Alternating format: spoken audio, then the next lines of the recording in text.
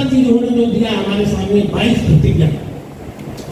जो 22 प्रतिज्ञा है, सच कहिए तो ये किसी एक के किसी धर्म के लिए नहीं, सबके लिए उन्होंने दिया है। मैं थोड़ा यहाँ पर आज जो है बाबा साहब अम्बेडकर के बारे में और उनके जो क्रिया कलाप का जो कर्म है, थोड़ा सा उसके बारे में बताना चाहता हूँ।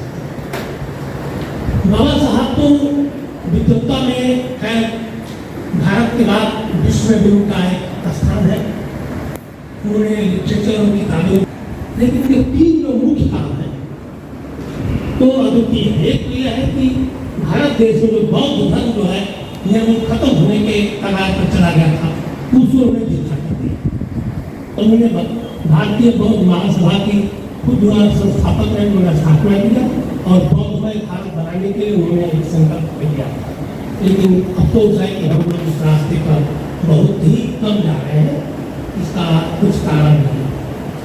दूसरा, उन्होंने सबसे बड़ी चीज है संविधान, जिससे कि हमारा देश चलता है, जिसको हम कहते हैं कि हमारा भारत जो है कुरान से चलता है, बाइबल से चलता है, संविधान से चलता है। तीसरा चीज उन्होंने जो दिया हमारे सामने 22 प्रतिज्ञा। जो 22 प्रतिज्ञा है, सच कहिए तो ये किसी एक के किसी धर्म के लिए नहीं, सबके लिए। 22 प्रतिज्ञा पर आप बारीकी से अध्ययन करेंगे तो ये मानवतावादी इंसान बनाने की तरफ दृष्टि होगी। लेकिन आज अफसोस है कि 22 प्रतिज्ञा को ओपन मंच से आप बोल दीजिए तो FIR दर्ज हो रही है। पिछले साल जो है आप आदमी पार्टी के मंत्री को भी बर्खास्त करना पड़ा था, ये आप सबको मालूम है।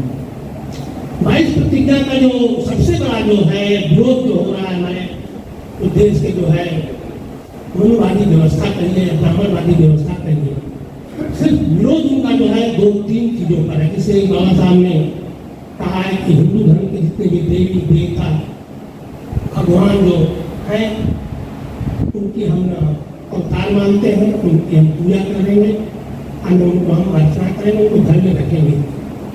इसी का विरोध जा रहा है। मैं इस पर भी अध्ययन किया हूँ, मैं देख रहा हूँ कि बाबा साहब ने बहुत अच्छी बात कहा है, बशर्ते हमें और आपको इस चीज को समाज में बताने की जरूरत है। मैं आपको बताना चाहता हूँ कि एक चीज हमें और आपके भी सामने है कि जो देवी देवता भगवान आपके सामने ही होगा, जो आज भी हमारी माँ बहने जो देवी देवता भगवान की अर्चना पूजा कर, आज हमारा रामनवमी भी है, तो बहुत से लोग घरों में आज रामनवमी और राम की पूजा भी हो रही है। हम कह रहे हैं जो देवी देवता भगवान इंसान के छूने से अपवित्र हो रहा था, आज भी हो रहा है। कोई गलती से चला जाता है तो मार पड़ रही है। क्या ऐसा कोई भगवान हो सकता है जो इंसान के छूने से अपवित्र हो रहा है? हाँ या ना?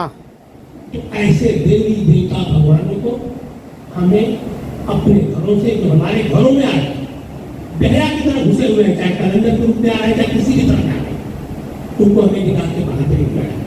ये बाबा साहब ने कहा है और हम आपको कहते हैं कि कब से ही जो है इस चीज को मत मानिए। बाबा साहब की जो 22 प्रतिज्ञा का जो जिसके लिए विरोध हो रहा है, उसके लिए और तेजी से काम करना है। दूसरी चीज एक और मैं बता देना चाहता हूँ कि जो बाबा साहब ने भारतीय बौद्ध महासभा बनाया था, उसके वो संस्थापक रहे, उस पर एक शब्द बोलना चाहता हूँ। जो धर्म, जो परंपरा, जो व्यवस्था हमारे बाप दादा परदादा, हमारे बाप दादा परदादा नीच दुष्पापी थे, आज भी है और पता नहीं कब तक बने रहेंगे।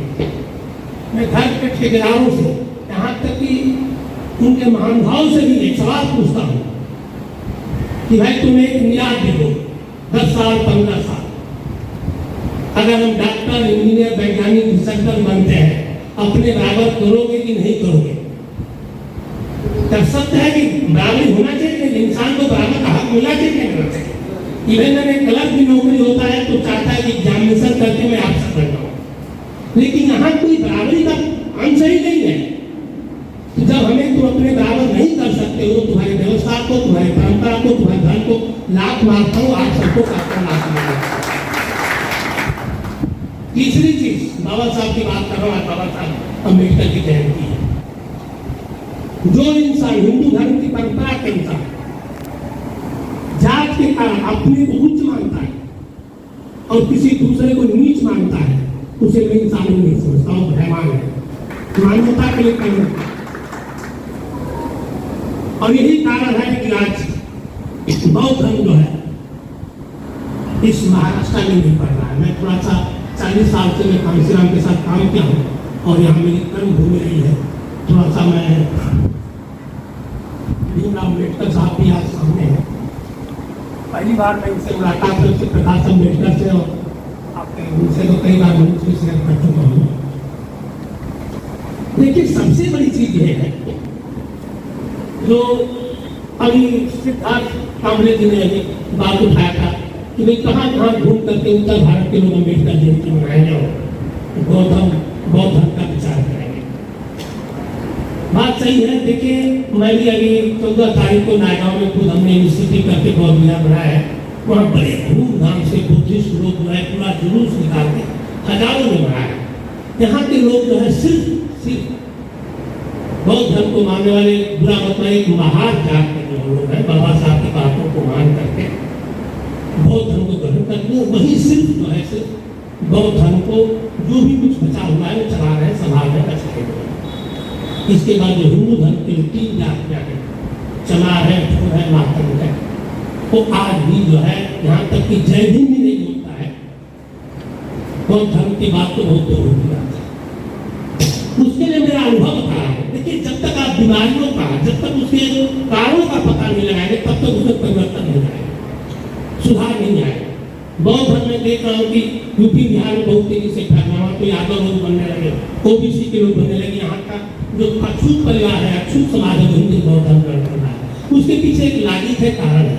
बाबा साहब अम्बेडकर ने 1935 में कहा था जब हिंदू धर्म को सुधारते सुधारते थक गए, नहीं सुधार पाए, तो उन्होंने अफसोस जाहिर करके 1935 से अगला कॉन्फ्रेंस में कहा था हिंदू धर्म में तो पैदा हो गया लेकिन मरूंगा नहीं, ये मेरे पास है। इसके बाद जो है ब्राह्मणवादी व्यवस्था में खलबली मची, क्या हो बाबा साहब ने क्रिया कर दिया और ब्राह्मणवादी ने प्रतिज्ञा शुरू की।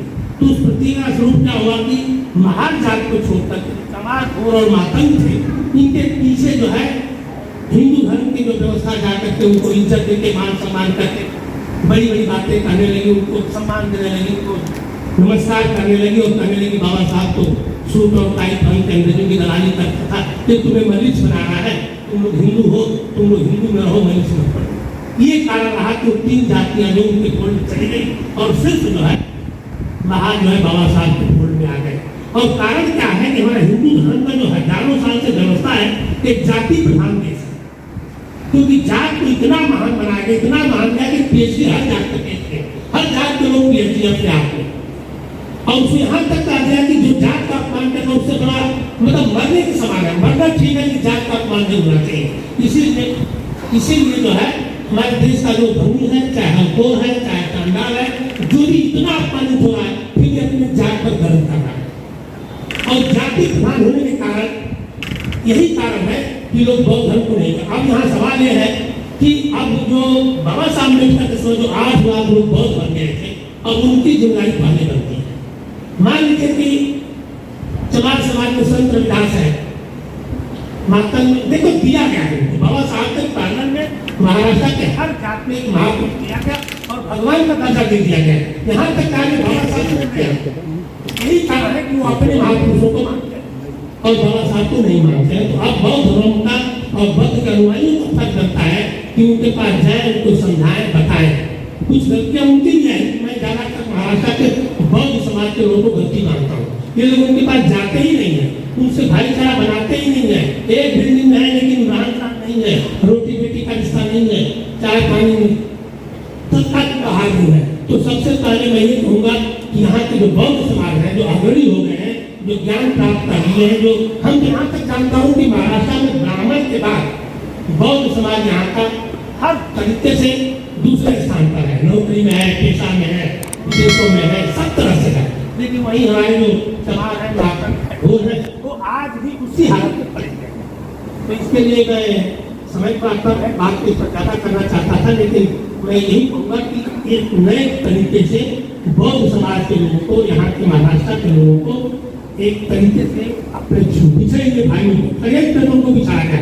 एक बात की औलाद है, महार चमार ढोल आतंक जो है ये स्वतंत्रता से पहले, संविधान से पहले एक ही बात की औलाद होते थे, एक ही तरह का काम करते थे। दोनों चारों में जो है मेटेरियल एक साथ मिलता जुलता सब था, लेकिन बाद में इनको खड़क के कारण है बहुत दूरी बना दी गई है। आज इतनी दूरी बन गई है कि दरार पटने को तैयार है। कांसीराम साहब भी दरार को काटते काटते थक गए, उन्होंने छोड़ के चले गए। तो आज वो दरार बनी हुई है, वो दरार खत्म करने के लिए पहल करनी पड़ेगी सबसे पहले बौद्ध समाज को। इसके बाद दूसरे भाइयों को भी समझाना पड़ेगा कि भाई आप हमारे भाई हो, हम एक बाप के औलाद हैं, हम सब मिल करके इस व्यवस्था को आगे बढ़ाएं, देश को आगे बढ़ाएं, संरक्षित करें। यही कहते हुए सभी को जय धन्यवाद।